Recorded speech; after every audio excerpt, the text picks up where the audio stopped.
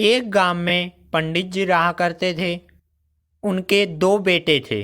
बड़े बेटे की पत्नी का नाम रूपवंती। रूपवंती को अपनी सुंदरता पर बहुत ही घमंड था।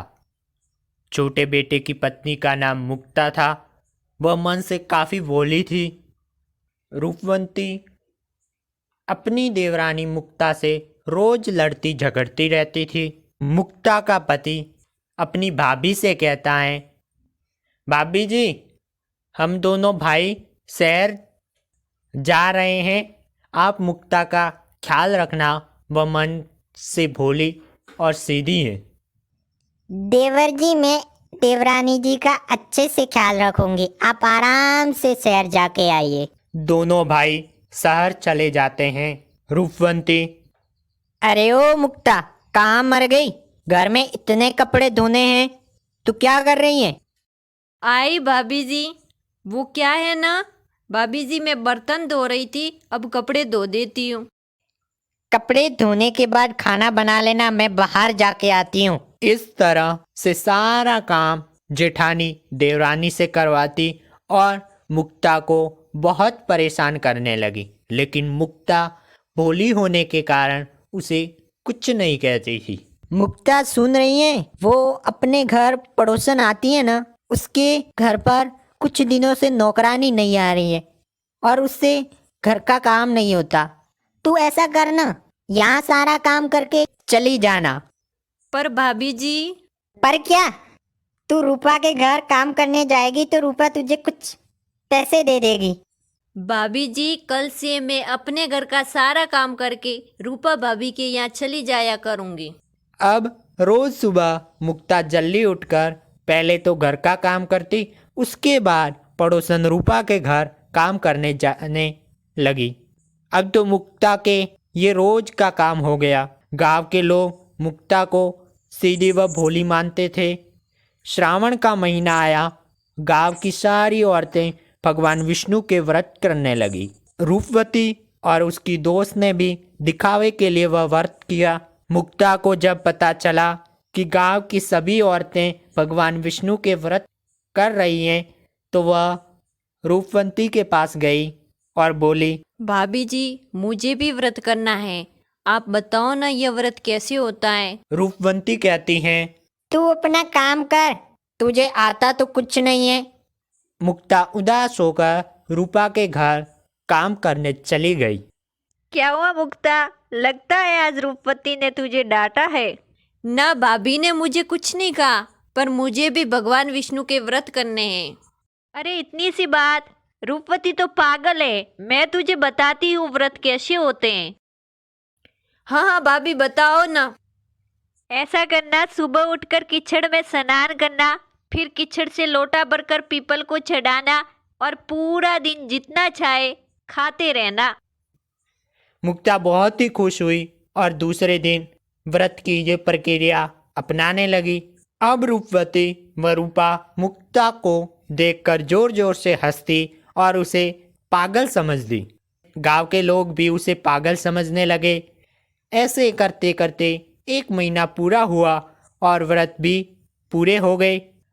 अब गांव की सारी औरतें व्रत पूरा होने पर ब्राह्मणों को भोजन करवाने लगी। मुक्ता, रूपा भाभी, मेरा भी व्रत पूरा हो गया है। अब मैं भी एक ब्राह्मण को भोजन कराना चाहती हूँ, पर कैसे करूँ, आप बताओ ना।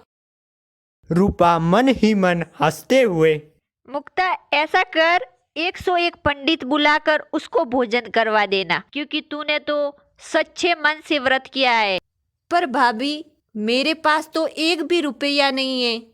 रूपवती भाभी भी पैसे नहीं देगी, तो मैं 101 ब्राह्मणों को भोजन कैसे करवाऊंगी। अरे ओ मुक्ता, तू तो भोली की भोली ही रहेगी। तूने यदि सच्चे मन से व्रत किया है तो पीपल के पास जाकर भगवान से कहना कि मेरी मदद करे। रूपा ऐसा कहकर वहां से हंसते हंसते चली गई। उधर रूपवती ने 5 पंडित बुलाए और तरह तरह के पकवान बनाने लगी।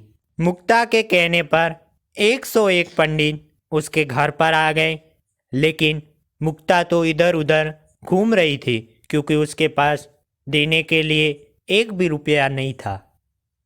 जब सब पंडित आ गए तो मुक्ता पीपल के पेड़ के पास गई और बोली, ओ भगवान, मैंने सच्चे मन से व्रत किया है तो आप मेरी लाज रखना और पंडितों को आप भोजन जरूर करवाना। तभी पीपल में से आवाज आई, बहन मुक्ता, तेरी भक्ति से प्रसन्न हुआ। भले तूने व्रत सही नहीं किया पर जो किया वो भोले मन से किया। तुझे क्या चाहिए? भगवान, मुझे कुछ नहीं चाहिए, बस आप पंडितों को भोजन करवा दो और मेरी लाज रख लो। बहन तू चिंता मत कर और घर जाकर पंडितों से कहना मेरा भाई आ रहा है, वो तुम्हें भोजन करवाएगा। मुक्ता खुशी खुशी घर चली गई। पंडित कहने लगे, मुक्ता, इतने पंडितों को बुलाया और खाने की कोई तैयारी भी नहीं, हम भूखे जाएंगे क्या? देख, तेरी जेठानी के घर से खाने की सुगंध आ रही है। मेरा भाई आ रहा है अभी। तभी भगवान एक साधारण व्यक्ति के रूप में मुक्ता के भाई बनकर आए। वो आ गया मेरा भाई। भगवान विष्णु ने मुक्ता से कहा, बहन, पंडितों के लिए आसन लगाओ, मैं उन्हें भोजन परोसता हूँ। और मुक्ता ने थाल लगा दिए और उन थालों में भगवान की लीला से रूपवंती के यहाँ बने सारे पकवान आ गए। भगवान की कृपा से सब पंडितों को भोजन करवाया गया। उधर भगवान ने रूपवती व रूपा को कोढ़िया बना दिया। वे दोनों रोती रोती मुक्ता के पैरों में गिर गई और उनसे माफी मांगने लगी। हमें माफ कर दो मुक्ता, हमने तुम्हारे साथ अन्याय किया है। तभी मुक्ता भगवान से विनती करती हैं और कहती हैं, भगवान, इनसे जाने अनजाने में जो भूल हुई है इन्हें माफ कर दो और इन्हें पहले जैसा वापस बना दो। तभी भगवान विष्णु प्रकट होते हैं और उन दोनों से कहते हैं, जो तुम्हारे साथ हुआ ये तुम्हारे पापों की सजा है और आज के बाद किसी के भोलेपन का मजाक मत उड़ाना। इस तरह बोली मुक्ता के कारण सबको भगवान विष्णु के दर्शन हो गए और रूपवती और रूपा का कोढ़ियापन भी दूर हो गया।